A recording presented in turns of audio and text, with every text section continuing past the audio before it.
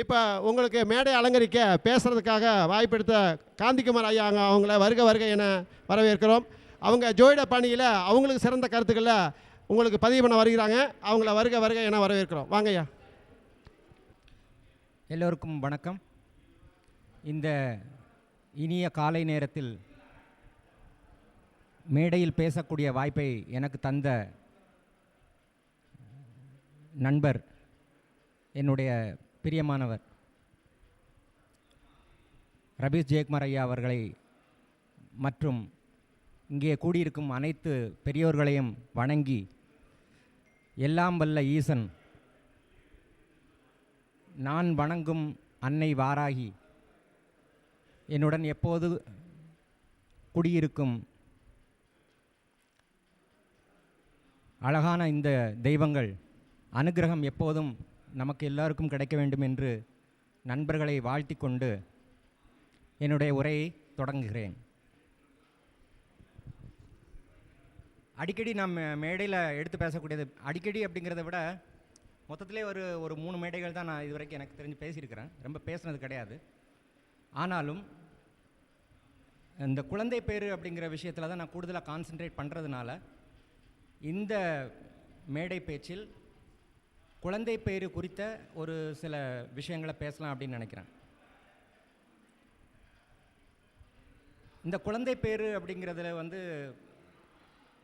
நிறைய விஷயங்கள் இருக்குது அப்படின்னாலும் மேலோட்டமாக நம்ம தெரிஞ்சுக்கிறது ஒரு சில விஷயங்கள் மட்டும்தான். இப்போது உதாரணமாக உடல் ரீதியில் என்ன குறைபாடுகள் இருக்குது, இல்லைன்னா மருத்துவ ரீதியில் என்ன மாதிரியான அமைப்புகள் இருக்குங்கிறத மட்டும்தான் பார்க்குறோம். அந்த மருத்துவ ரீதியில் இல்லைனா உடல் ரீதியில் என்ன குறைபாடுகள் இருக்குது அப்படிங்கிறத மட்டும்தான் நம்ம கான்சென்ட்ரேட் பண்ணுறோம். பட் இருந்தாலும் அதை தாண்டி இதற்கு பின்னால் இருக்கக்கூடிய காரணங்களை ஆய்வு செய்வது மட்டும்தான் இந்த பேச்சினுடைய நோக்கம். அது நம்ம கண்ணுக்கு புலப்படாத அல்லது நம்மளுடைய அறிவுக்கு எட்டாமல், மக்களின் அறிவுக்கு எட்டாமல் இருக்கக்கூடிய சில விஷயங்களை பற்றி தான் பேசணும் அப்படின்னு நினைக்கிறேன். அப்போது அதில் புத்திர தோஷம் அல்லது புத்திர சாபம் அப்படிங்கிறது முதல்ல 2 கேட்டகரி இருக்குது. புத்திர தோஷம்னா என்ன, இல்லைனா புத்திர சாபம்னா என்ன? இந்த ரெண்டுக்கும் உள்ள சிறிய வித்தியாசம். ரெண்டுமே புத்திர பேர்கள் குறித்த பிரச்சனைகளை கூறக்கூடியது என்றாலும் கூட, புத்திர தோஷம் அப்படிங்கிறது என்ன அப்படின்னு பார்த்தீங்கன்னா, அதாவது குழந்தை பேர் இல்லாமலே இருக்கிறது, குழந்தை பேர் இல்லாமல் அல்லது குழந்தை பேர் தடங்கலாவது 10 ஆண்டுகள் 15 ஆண்டுகள், இது புத்திர தோஷம். புத்திர சாபம் அப்படிங்கிறது என்ன அப்படின்னா, குழந்தை பிறந்ததுக்கு அப்புறம் வரக்கூடிய விளைவுகள். என்ன மாதிரியான விளைவுகள்? குழந்தை பிறந்து உடனே இறக்குறது, இல்லைனா குழந்தை இளம் வயதில் தவற விடுறது, இல்லைனா எல்லாமே இருக்கும், பணம் இருக்கும், பொருள் இருக்கும். ஆனால் குழந்தை அப்படிங்கிறது தன்னுடைய பிள்ளைகள் அயல்நாட்டில் இருப்பாங்க, இவங்க பார்க்க முடியாமல் இருப்பாங்க. அந்த வயதான காலத்தில் பிள்ளைகளை இழந்து அல்லது பிள்ளைகளை பிரிந்து இருக்கக்கூடிய சூழ்நிலை அப்படிங்கிறது புத்திர சாபம். அப்போ இந்த ரெண்டுமே கொடுமையானதான். சொல்லப்போனால் புத்திர தோஷத்தை விட கொடுமையானது புத்திர சாபம் அப்படிங்கிறது. கரெக்ட் இல்லையா?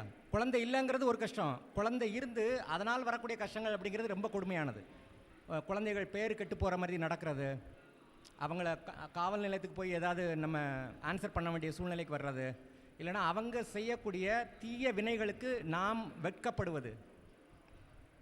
புரியுதா? அப்போ என்ன அப்படின்னா, இந்த புத்திர தோஷம் அப்படிங்கிறது புத்திர சாபத்தை விட கொடுமையானது கிடையாது, புத்திர சாபம் தான்.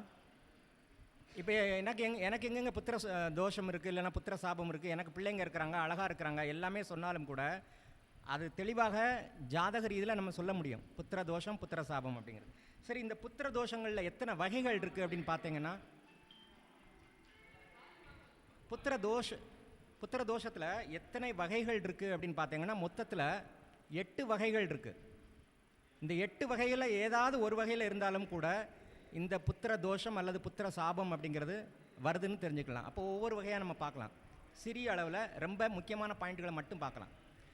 இந்த 8 பாயிண்ட்டுகளுக்கு உள்ளே போகிறதுக்கு முன்னாடி முதல்ல மருத்துவ ரீதியில் ஒரு ஜாதகர், ஒரு ஆண் அல்லது பெண்ணுக்கு குழந்தை பேரில் ப்ராக்டிக்கலாக உயிரணுக்கள் கம்மியாக இருக்குது, இல்லைன்னா பெண்ணினுடைய சினை முட்டைகள் வீரியமாக இல்லை அப்படிங்கிற மாதிரியான விஷயங்கள் வந்ததுன்னா ஒரு சாலிடான ஒரு பாயிண்ட் சொல்கிறேன். உடல் ரீதியில் தெம்பு இல்லை, உடல் ரீதியில்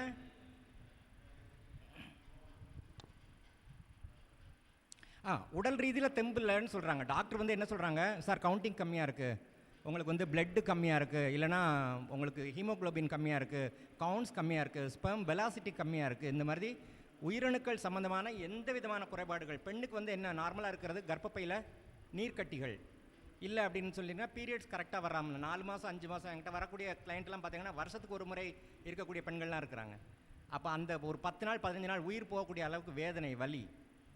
இந்த 2 முக்கியமான இது. ஒன்று வந்து பெண்ணுக்கு கர்ப்பப்பையை பலப்படுத்தக்கூடிய வழிமுறைகள் என்ன, 2வது ஆணுக்கு எப்பேற்பட்ட உயிரணுக்கள். இப்போ நீங்கள் பார்த்துக்கிட்டீங்க அப்படின்னா நம்மளுடைய ஒரு 20-30 ஆண்டுகளுக்கு முன்னால் இருந்த நிலைமை என்ன, எல்லாருக்குமே பார்த்தீங்கன்னா புத்திரம் அப்படிங்கிறது கண்டிப்பாக இருக்கும். ஒவ்வொரு வீட்லையுமே ஒரு குறைஞ்சபட்சம் ஒரு 4 குழந்தைங்க 5 குழந்தைங்க. இப்போ அது படிப்படியாக குறைஞ்சி இன்றைக்கி ஒரு குழந்தை பிறக்கிறதே பெரிய அளவில் ஒரு கேள்விக்குறியாக இருக்குது. நிஜமாக தானே? ஒரு 100 பேர் எடுத்துக்கிடுங்க, குறைஞ்சது ஒரு 20 பேராவது குழந்தை இல்லாமல் இருக்கிறாங்க. இல்லைனா குழந்தை பேர் ரொம்ப காலம் கடந்து வருது. கரெக்டாக? அப்போது இந்த இந்த உயிரணு பிரச்சனைங்கிறத ஒரு ஆணுக்கு சொல்கிறார் ஒரு டாக்டர். உயிரணு கம்மியாக இருக்குன்னா என்ன, உயிரணு கம்மியாக இருக்குன்னா என்ன பண்ணணும் அப்படிங்கிறத ஒரு தெளிவான ஒரு இதில் சொல்கிறேன். முதல்ல வந்து ஆண் ஒரு 48 நாள் விரதம் இருக்கணும். 48 நாள் விரதம் என்ன மாதிரியான விரதம் அப்படின்னு சொன்னால், முதல்ல வந்து நம்ம சபரிமலைக்கு போகிறோம் இல்லையா, அந்த மாதிரியான விரதம். அதில் என்னெல்லாம் பண்ணக்கூடாது அப்படின்னு பார்த்தீங்கன்னா, மனைவியுடன் தாம்பத்தியத்தில் ஈடுபடக்கூடாது, போகம் அப்படிங்கிறது எந்த வகையிலுமே ஈடுபடக்கூடாது. தானாக ஆணுக்கு ஒரு மாதத்தில் உயிரணுக்கள் தன்னால் வெளியேறினால் அது குற்றமில்லை. ஆனால் சம்போகம் அப்படிங்கிறது ஸ்திரீகளுடன் வைக்கக்கூடாது. 48 நாள் அப்படிங்கிறது மனைவியோட கட்டாயம், அந்த தாம்பத்தியம் அப்படிங்கிறது வைக்கக்கூடாது. 2வது விஷயம், டெய்லி காலையில் சாயந்தரம் 2 நேரமும் சேர்த்து மொத்தத்தில் ஒரு 1/2 லிட்டர் எருமை தயிர் எடுத்துக்கோங்க. எருமை தயிருக்கு பயங்கர பவர் இருக்குது. இந்த எருமை தயிர் எடுத்துக்கோங்க. 3வது விஷயம் வந்து என்னென்னா, டெய்லி 2 செவ்வாழை, காலையில் 2 செவ்வாழை, சாயந்தரம். இது 48 நாள் விரதம் இருந்து கணவன் மனைவியாக விரதம் இருக்க வேண்டும். அப்போ என்னென்னா, கணவனும் மனைவியும் விரதம் 48 நாள் தொடர்ச்சியாக இருக்கணும். காலையிலையும் சாயந்தரமும் மொத்தத்தில் 1/2 லிட்டரு எருமை தயிர் வாங்கி சாப்பிடணும், ஆண் பெண் 2 பேருக்குமே. அப்புறம் 2 பேரும் டெய்லி காலையில் தேனில் ஊற வச்ச கொஞ்சம் செவ்வாழைப்பழம் 2, சாயந்தரம் 2. இது கட்டாயம். கூடுமான வரைக்கும் மாமிச உணர்வுகளை தவிர்க்கலாம். மது, மாமிசம் கட்டாயமாக தவிர்க்கப்பட வேண்டியது. 48 நாள் இருந்து முடித்ததுக்கு அப்புறமா என்ன பண்ணுங்க அப்படின்னா, குழந்தை இல்லாதவங்க ஏதாவது ஒரு மலைவாச ஸ்தலத்துக்கு போயிருங்க. உதாரணமாக ஊட்டி அல்லது கொடைக்கானல், இல்லைனா வேறு ஏதோ ஒரு மலை இருக்கக்கூடிய பகுதிக்கு போய் ஒரு வாரம் தங்கிருங்க. 1 வாரம் தங்கி அங்கே கணவன் மனைவியாக தாம்பத்தியத்தில் ஈடுபடுங்க. போயிட்டு வாங்க, நிச்சயமாக உயிரணுக்கள் நல்ல முன்னேறி இருக்கும். மாற்றமே இல்லை, செய்து பார்க்கலாம். புரியுதா? இது எனக்கு தெரிஞ்சு ஒரு ஆளுக்கு சொல்லியிருக்கு, அது பலன் கொடுத்துருக்கு. அதாவது உயிரணுக்கள் கம்மியாக இருந்தால் தாராளமாக செய்யலாம். உயிரணுக்கள் நல்லா இருந்தும் குழந்தை இல்லாதவங்க நிறைய பேர் இருக்கிறாங்க, அதை தெரிஞ்சுக்கங்க. சார் எல்லாமே நல்லா இருக்குது சார், உயிரணு நல்லா இருக்குது, எனக்கும் நல்லா இருக்குன்றாங்க, மனைவிக்கும் நல்லா இருக்குன்றாங்க, ஆனால் குழந்தை பேர் இல்லை சார் 10 வருஷமா. இத்தனை கேஸு. அதுக்கு வேறு சில விஷயங்கள் இருக்கலாம். அப்போது இது வந்து உயிரணுக்கள் கம்மியாக இருக்குது அப்படின்னு சொன்னால் தாராளமாக செஞ்சு பார்த்தீங்கன்னா 48 நாள் மனப்பூர்வமான விரதம் இருக்கணும். மனம் அலைபாயக்கூடாது. எப்படி அலைபாயம்? ட்ரிங்க்ஸ் அடிக்கிறவங்க 48 நாள் இருப்பாங்களா? சரி, காம உணர்வுக்கு அடிமையாக இருக்க, அடிமைன்னு சொல்ல முடியாது. கணவன் மனைவி தாம்பத்தியத்தில் ஈடுபடுறது நார்மல் தானே. 48 நாள் அடக்கி இருக்க தெரியணும்ல. அவர் ஜோசியர் சொன்னாருங்க 48 நாளைக்கு யாருங்க இருக்க அப்படின்னு சொல்லிட்டு, அந்த மாதிரி சொல்லக்கூடாது. அது என்னென்னா, இது ஒரு உறுதியான ஒரு பலன் தரக்கூடிய விஷயம் அப்படிங்கிறதுனால இதை நம்ம சொல்கிறது. சரி, இப்போது இது தவிர ஒரு ஆணுடைய உயிரணுக்களை நம்ம எந்த விதத்தில் கால்குலேட் பண்ணி பார்க்கலாம் அப்படிங்கிறது உங்களுக்கு தெரியும். ஒன்று வந்து பீஜஸ்புடம், பெண்ணுக்கு வந்து க்ஷேத்திரஸ்புடம். அது குருவனுடைய பாகை, சுக்கிரனுடைய பாகை, செவ்வாயினுடைய பாகை. இந்த 3ஐயும் கூட்டி சந்திரன் அப்படின்னா பெண்ணுக்கு வந்துடும். அப்போது ஒவ்வொரு கிரகமும் முதல்ல உயிரணுக்களை குறிக்கக்கூடிய கிரகம் எதுங்க சொல்லுங்கள்? உயிரணுக்களை, ஆணினுடைய உயிரணுக்களை குறிப்பதில் முதன்மையான கிரகம் எது? உயிரணு அப்படின்னு எடுத்தாலே முதல்ல நம்ம சூரியன் தான் பார்க்கணும். சூரியன் தான் முதன்மையான கிரகம், உயிரணுக்களை தீர்மானம். சுக்கிலம் அப்படிங்கிறது சுக்கிரன் தான். ஆனால் உயிரணு அப்படின்னு வரும்போது முதன்மையான அந்த ஒரு கிரகம் அப்படிங்கிறது சூரியன் தான். அப்போ சூரியனுடைய, ஏன்னா பீஜஸ் படத்தில் நீங்கள் கால்குலேட் பண்ணுறது சூரியனுடைய பாகை வரும். அப்போ சூரியன் அப்படிங்கிறது ஒரு முதன்மையான கிரகம். சூரியன் சந்திரன் இந்த 2 கிரகங்களும் நன்றாக இருக்கக்கூடியவர்கள் அல்லது பலமாக இருக்கக்கூடியவர்கள் எந்த விதமான தோஷத்துக்கும் அடிமை இல்லை. ஏன்னா சூரியன் சந்திரன் தான். சூரியன் அப்படிங்கிறது தந்தை, சந்திரன் அப்படிங்கிறது தாய். அப்படிங்கிறதுனால இந்த 2 கிரகம் பலப்பட்டு பாக்கி உள்ள கிரகங்கள் பலம் இல்லாமல் இருந்தாலும் கூட தாக்கு பிடித்து கொண்டு போகக்கூடிய ஒரு மனநிலைக்கு வந்துடும். கரெக்டாக தாக்கு பிடித்து கொண்டு போகக்கூடிய இதை மித்தது 7 கிரகம் கொஞ்சம் வீக்காக இருக்குது அப்படின்னா கூட இந்த 2 கிரகங்கள் பலமாக இருந்தது அப்படின்னா தாராளமாக உங்களை கொண்டு செல்லக்கூடிய அதிகாரத்திற்கு வந்துடும். சரியா? அப்போ பீஜஸ்புடம் க்ஷேத்திரஸ்புடம் இதெல்லாம் வந்து டெக்னிக்கலாக மேத்தமெட்டிக்கலாக சாலிடாக நம்ம பார்க்கலாம். பட் ப்ரொவைடட் தட் அதில் என்ன அப்படின்னா டைமிங் கரெக்டாக இல்லைன்னா அந்த கால்குலேஷன் வராது. பிறந்த நேரம் கரெக்டாக இல்லை, இல்லைனா இடம் வந்து கரெக்டாக மீன் பண்ணல, ஏதோ ஒரு இடத்துல பிறந்ததுக்கு அட்சரேகை தீர்க்க ரேகை இதெல்லாம் மாறி இருக்குது அப்படின்னா அதை நம்ம கொஞ்சம் கண்டுபிடிக்கிறது சிரமம். பட் ஓவராலாக சரி, வேறு என்ன இது இருக்குது? கோச்சார ரீதியில் எப்போ வந்து பிரச்சனைகள் வரும்? எல்லாமே நல்லா இருந்தாலும் கல்யாணம் முடிக்கக்கூடிய காலத்தில், உதாரணமாக துலாம் ராசியில் செவ்வாய் சுக்கிரன் சேர்க்கை இருக்கிறது அப்படின்னு எடுத்துக்கோங்க. செவ்வாய் சுக்கிரன் சேர்க்கை இருக்கும்போது போன தடவையில் என்ன வந்தது? போன பயிற்சியில் செவ்வாய் சுக்கிரனுக்கு மேலே கோச்சாரத்தில் கேது வந்துட்டு இருந்ததா? அப்போ டெம்பரரியாக செவ்வாய் சுக்கிரன் இணைவு என்பது தாம்பத்தியத்தில் மிக அற்புதமான ஒரு விஷயம். ரெண்டாவது, வீடு வாகனம் இது போன்ற நல்ல விஷயங்களை தரக்கூடியது செவ்வாய் சுக்கிரன் இணைவு. ஆனால் இந்த செவ்வாய் சுக்கிரன் இணைவின் மீது எப்போது கோச்சாரத்தில் கேது பகவான் வருகிறாரோ நிச்சயமாக தாம்பத்தியத்தில் தடை இருக்கும். நல்லா இருக்கக்கூடிய செவ்வாய் சுக்கிரன் சேர்க்கை அப்படிங்கிறது ஹார்மோன் ப்ரொடக்ஷன் நல்லா இருக்கும். பட் இங்கே என்ன ஆகும் அப்படின்னா, செவ்வாய் சுக்கிரன் இணைவின் மீது கோச்சாரத்தில் கேது பயணம் செய்யக்கூடிய காலம் ஹார்மோன் குறைபாடுகளை 100% தந்தே தீரும். கேது யோகியாக இருந்தாலும் கூட, கேது யோகியாகவே இருக்கிறாங்க, பட் கேதுனுடைய வேலை கரெக்டாக செய்வார். அப்போ என்ன அப்படின்னு பார்த்தீங்கன்னா, உடல் ரீதியில் ஆண் உறுப்பு அப்படிங்கிறது எழுச்சி இல்லாமல் போகுது, பெண்ணுக்கு ஆசை இல்லாமல் போகுது. இது போன்ற தாம்பத்தியத்தில் பின்னடைவுகளை தரக்கூடிய அந்த அமைப்பை கட்டாயம் தரும். அப்படிங்கிறதுனால இது எதனால் சொல்கிறேன் அப்படின்னு பார்த்தீங்கன்னா, சில பேர் பயந்து போய் வருவாங்க அந்த டைமில். அப்போ இது தற்காலிகமான ஒரு விஷயம்தான். இந்த கோச்சாரத்தில் என்னைக்கு கடக்குதோ அன்னைக்கு இந்த பிரச்சனைகள் சரியாக வருங்கிறது. எனக்கு வந்து மீன லக்னம்ங்க, என்னுடைய லக்னம் மீன லக்னம். மீன லக்னத்துக்கு 2ஆம் அதிபதி மற்றும் 9ஆம் அதிபதியான செவ்வாய் அப்படிங்கிறது எனக்கு இருக்கிறது கன்னியில், அது கூட புதனும் இருக்கிறாங்க. இப்போ கோச்சாரத்தில் கரெக்டாக வந்து என்ன அப்படின்னு பார்த்தீங்கன்னா, இந்த இணைவின் மேலே கோச்சாரத்தில் கேது போய்கிட்டு இருக்கு. எனக்கு என்னுடைய இதுக்கும் எவ்வளவு, அதாவது 2ஆம் அதிபதி அப்படிங்கிறது மேலே, 9ஆம் அதிபதி அப்படிங்கிறது மேலே, அப்புறம் 7ஆம் அதிபதி 4ஆம் அதிபதி இந்த 2க்கு மேலே போகும்போது எவ்வளவு தூரம் மன அழுத்தங்கள் வரும் அப்படிங்கிறத நான் அனுபவிச்சுட்ருக்கிறேன். ஆனால் இது ஒரு மேபி இன்னும் ஒரு 1-2 மாதங்களுக்கு மட்டும்தான். ஏன்னா பாகை அடிப்படையில் கிட்டத்தட்ட கேது வந்து 5 டிகிரியில் இருக்கிறாருன்னு நினைக்கிறேன். கேது வந்து 5-4 டிகிரியில் இருக்கிறாரு. எதில்? கன்னியில். அப்போது எனக்கும் அதே டிகிரியில் தான் இங்கே இந்த இணைவு இருக்குது. அப்படிங்கிறதுனால கடுமையான மன அழுத்தத்துக்கு கிட்டத்தட்ட அது ஃபுல்லாகவே இருக்காது, 3 மாதம் முன்னே 3 மாதம் பின்ன அப்படின்னு எடுத்துக்கோங்க. அப்போ பொருளாதார ரீதியில் எனக்கு பிரச்சனைகள் இல்லை. பொருளாதார ரீதியில் இப்போ 2ஆம் அதிபதிக்கு மேலே கோச்சாரத்தில் கேது போகுது அப்படின்னா பொருளாதாரத்தில் எனக்கு பிரச்சனைகள் இல்லை.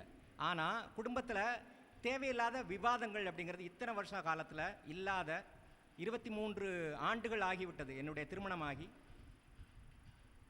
அந்த அந்த ஒரு கிட்டத்தட்ட ஒரு 6 மாத காலமாக ஒரு கடுமையான மன அழுத்தம்.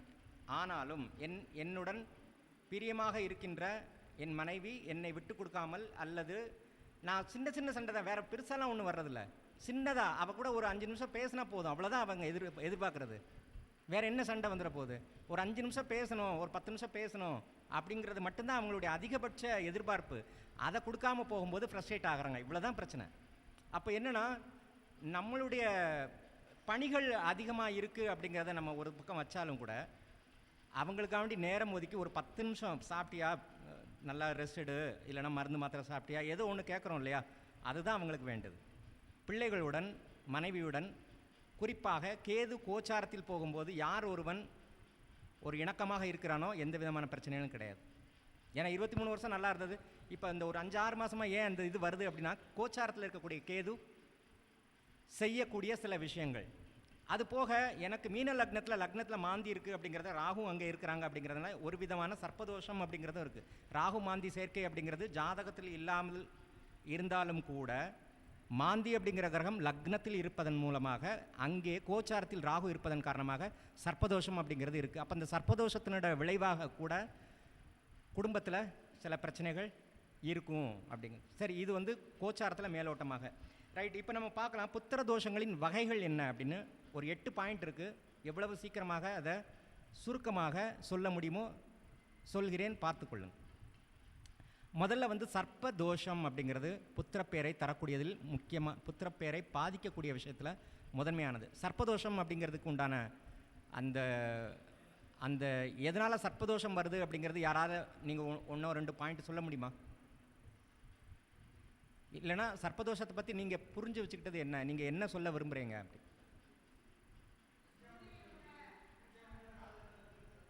அஞ்சாம் இடத்துல ராகு இருக்கிறது சர்ப்பதோஷம். ஓகே, வேற? ஓகே, சரி. அப்புறம்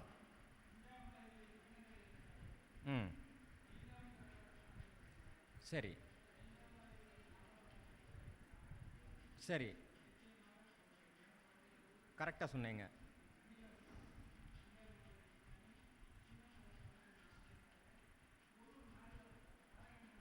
ம் ம்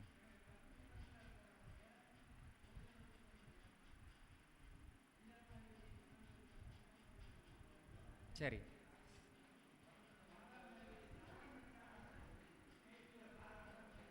சரி சரி.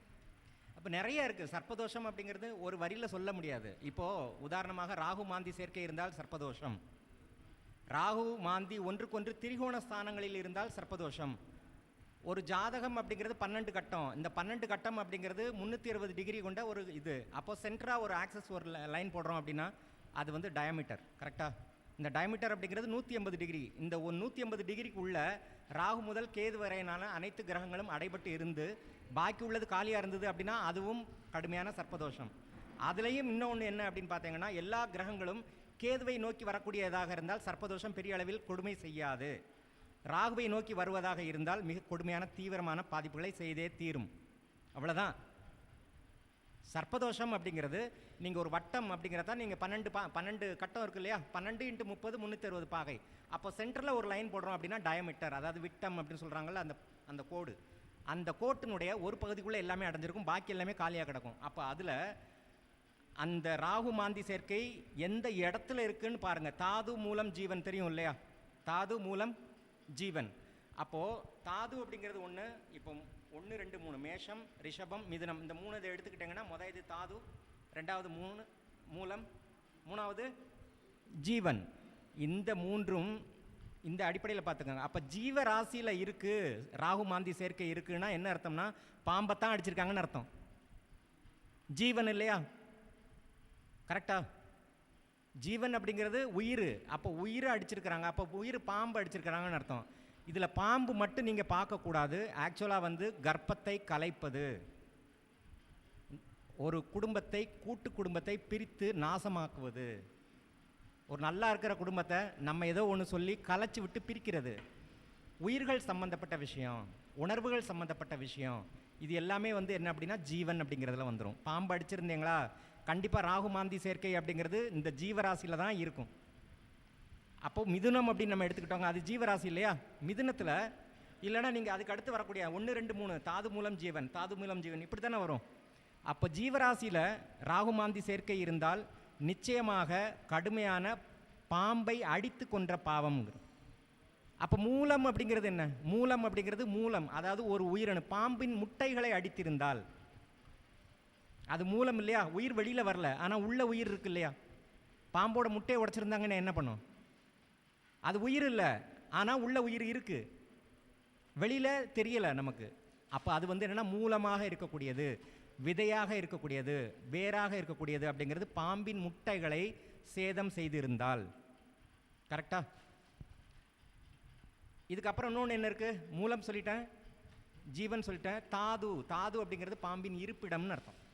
இருப்பிடத்தை பாம்பின் புற்றை இடித்தால் அது வந்து அப்போது இந்த ராகு மாந்தி சேர்க்கை அப்படிங்கிறது எந்த இடத்துல இருக்குது அப்படிங்கிறத பொறுத்து நீங்கள் அதை இன்னும் கொஞ்சம் ஃபைன் டியூன் பண்ணி பார்க்கலாம், என்ன விதமான பாவங்களை செஞ்சுருக்கிறோம் அப்படிங்கிறது. முக்கியமான ஒரு விஷயம் என்னென்னா, சொல்கிறதுக்கு கொஞ்சம் சங்கடமாக இருக்கும், இருந்தாலும் முன்னாடி வந்து பெண்கள் வந்து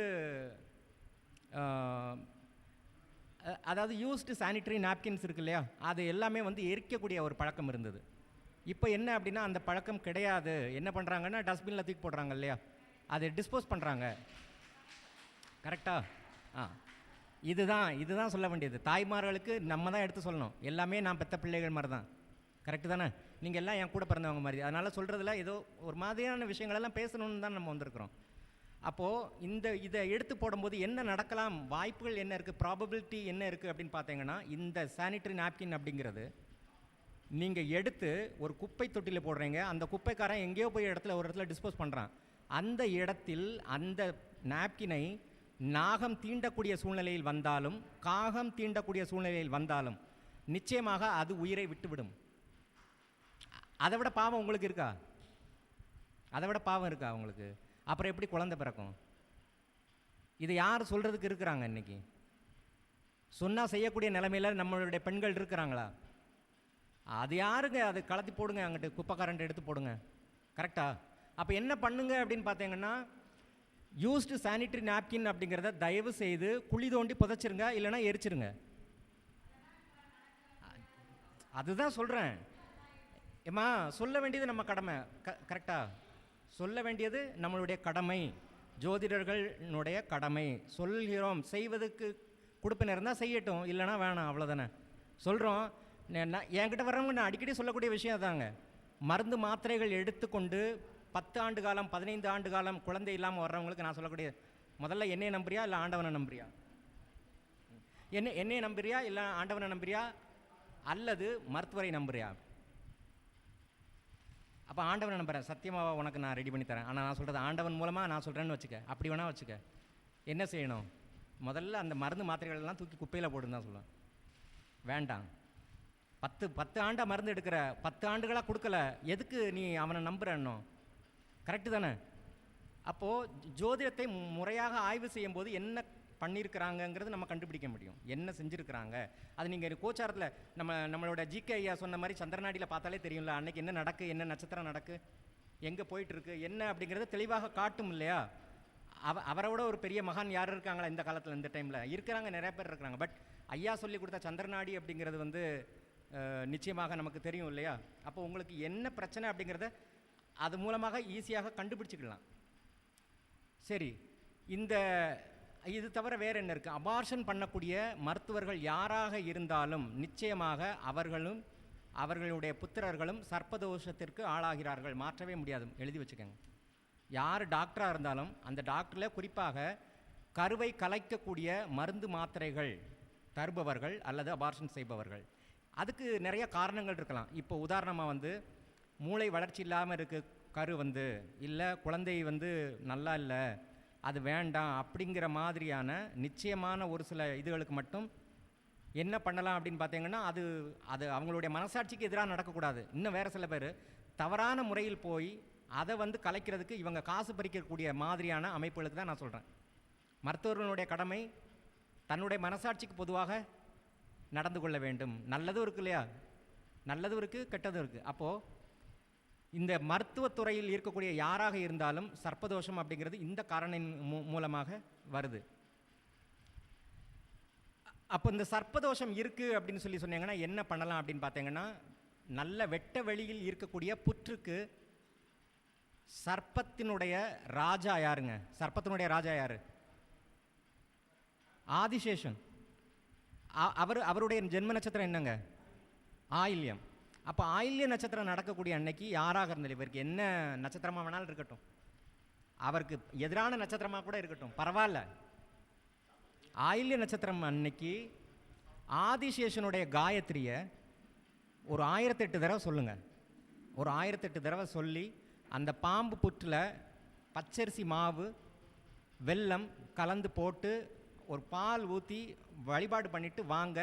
நிச்சயமாக சர்ப்பதோஷம் நீங்கள் 100%. நீங்கள் மனதார பிரார்த்தனை பண்ணணும். மனதார பிரார்த்தனை செய்ய வேண்டும், செய்தால் மட்டுமே பலன் தரும், இல்லைன்னா கிடையாது.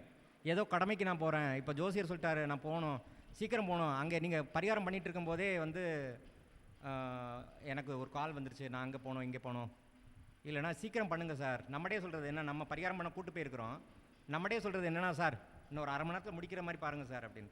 ஏயா உனக்காண்டி தான் நான் வந்திருக்கிறேன், இனி என்னமோ உன் வேலைக்கு நான் இது பண்ணுற மாதிரி சொல்கிறேன், உனக்காண்டி கூப்பிட்டு தான் நான் என் வேலையெல்லாம் விட்டுட்டு வந்திருக்கிறேன், நீயே வந்து அங்கே வந்து சீக்கிரம் கிளம்புங்கன்னா என்ன அர்த்தம்? கரெக்டு தானே என்ன சொன்னது?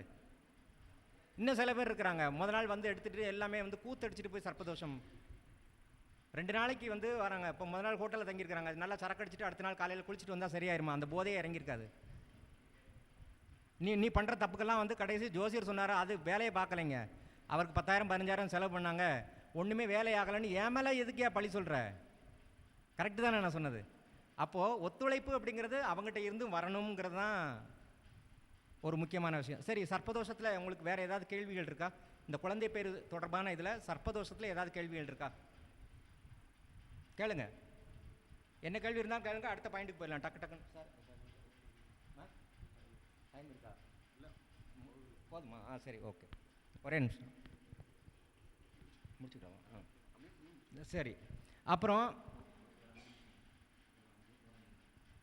ஒரு 5 நிமிஷத்தில் என் பேச்சை கம்ப்ளீட் பண்ணிக்கிறேன், ஏன்னா அந்த ஒரு இது சொல்லிட்டேன். ரெண்டாவது வந்து என்ன அப்படின்னா, பிதுர் சாபத்தினால் வரக்கூடிய புத்திர தோஷம். பிதுர் சாபத்தினால் வரக்கூடிய இதனால் பிதுர் சாபம்னா என்னன்னு தெரியும் உங்களுக்கு? 9ஆம் அதிபதி பாதகாதிபதி மாந்தி சேர்க்கை இவங்கெல்லாம் இருந்ததுன்னா பிதுர் சாபம். சரி, பிதுர் சாபத்தை நீக்கக்கூடிய வழிமுறைகளில் முதன்மையானது அப்படிங்கிறது ராமேஸ்வரத்தில் மீனுக்கு பொறி வாங்கி போட்டுட்டு ஒரு 4 பேருக்கு அன்னதானம் பண்ணிட்டு வந்துருங்க, பிதுர் தோஷம் கண்டிப்பாக கிளியர் ஆகும். ரைட்டா? அடுத்த 3வது வந்து மாதுர் சாபம். மாதுர் சாபம் அப்படிங்கிறது வந்து பொதுவாகவே மாதுர் சாபம் யாருக்கெல்லாம் இருக்கோ இடதோஷம் இருக்கும் அப்படின்னு அர்த்தம். ஏன்னா 4ஆம் அதிபதி பாதகாதிபதி மாந்தி சேர்க்கை அப்படிங்கிறது மாதுர் தோஷம். மாதுர் தோஷத்துக்கு மிக அற்புதமான ஒரு இது அப்படிங்கிறது சுதர்சன ஹோமம் பண்ணலாம்.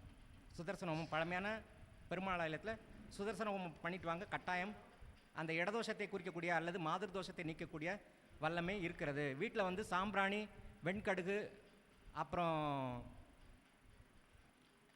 அந்த யானை சாணம், இந்த மாதிரியான விஷயங்களை தூபமாக போடலாம், அதுக்கும் ஒரு பெரிய அளவில் ஆற்றல் இருக்குது.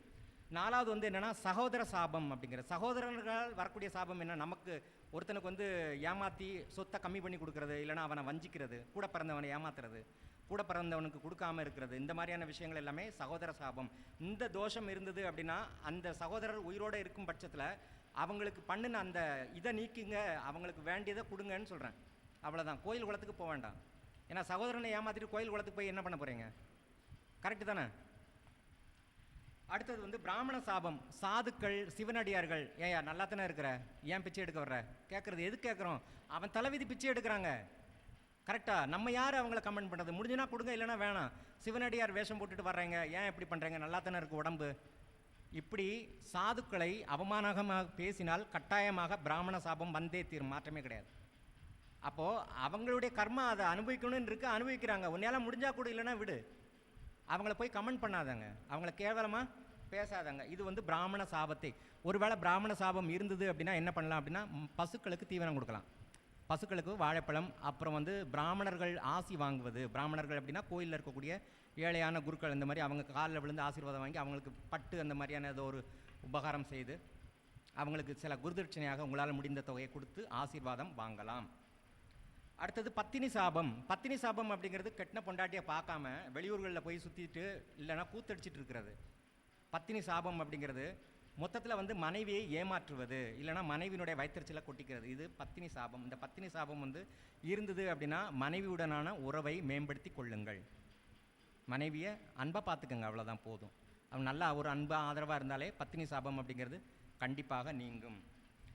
அடுத்து மந்திர சாபம் அல்லது பிரேத சாபம். மந்திர சாபம் அல்லது பிரேத சாபம் அப்படிங்கிறது எப்படி அப்படின்னா, அதாவது நமக்கு ஒரு ஆள் பிடிக்கல, அந்த ஆளை காலி பண்ணணும், மந்திரவாதிகிட்ட போய் அவனுக்கு பில்லி சூனியம் வைக்கிறதுக்கு காசு கொடுத்து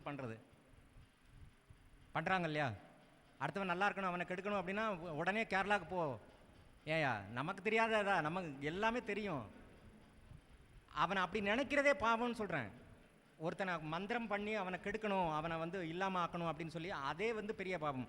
அதனால் வரக்கூடியதும் புத்திர தோஷத்தில் ஒன்று. அப்புறம் வந்து என்ன அப்படின்னு பார்த்தீங்கன்னா பிரேத சாபம். பிரேத சாபம் அப்படிங்கிறது வயதானவர்களை கவனிக்காமல் விடுவது இறக்கக்கூடிய தருவாயில். அப்போ இந்த மந்திர சாபம் அல்லது பிரேத சாபத்திற்கு உண்டான முக்கியமான விளைவுகள் என்ன அப்படின்னு பார்த்தீங்கன்னா குருடாக இருக்கிற குழந்தை பிறக்கிறது, செவிடாக இருக்கிறது பிறக்கிறது, அப்புறம் மூளை வளர்ச்சி இல்லாமல் பிறக்கிறது, கைகால் ஊனமாக பிறக்கிறது. இந்த மாதிரியான விஷயங்கள் எல்லாமே இந்த பிரேத சாபத்தில் வரக்கூடிய புத்திர தோஷத்தை குறிக்கும். அப்போ அதுக்கு என்ன பண்ணலாம் அப்படின்னு பார்த்தீங்கன்னா சிவனுக்கு ஞாயிற்றுக்கிழமையில் விபூதி அபிஷேகம் பண்ணுங்கள். கண்டிப்பாக ஒரு கிலோ விபூதி வாங்கி கொடுத்துட்டு அபிஷேகம் பண்ணுங்கள், நிச்சயமாக நன்மைகள் கிடைக்கும். எல்லாமே முடிஞ்சதுன்னு நினைக்கிறேன். இந்த புத்திர தோஷத்தின் உடைய எல்லா விளைவுகளும் இதில் சொல்லியிருக்கிறேன். இதில் ஏதாவது சந்தேகங்கள் இருந்தால் என்னை எப்போது வேணாலும் நீங்கள் காண்டாக்ட் பண்ணலாம். என்னுடைய பெயர் காந்திகுமார் முருகேசன், தென்காசியிலிருந்து. என்னுடைய மொபைல் நம்பர் 7707892550. இன்னொருக்கு சொல்கிறேன், 7708789250. மிக்க நன்றி, மகிழ்ச்சி, வணக்கம். மகாதேவ் சம்போ.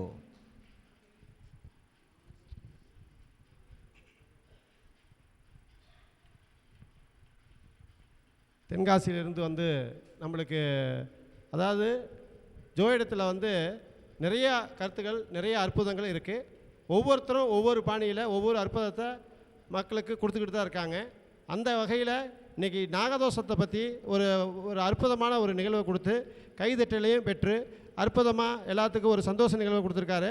அதுக்காக இந்த மன்றத்தின் அதாவது அகத்தியர் ஜோதிட வித்யாலய அறக்கட்டளையின் சார்பாக அவருக்கு சிறப்பு செய்யும் விதமாக நம்ம பவானியிலிருந்து வந்திருக்கும் சாரதி ஐயா அவங்க வந்து இப்போ பொன்னாடை போத்தும்படி கேட்டுக்கிறேன்.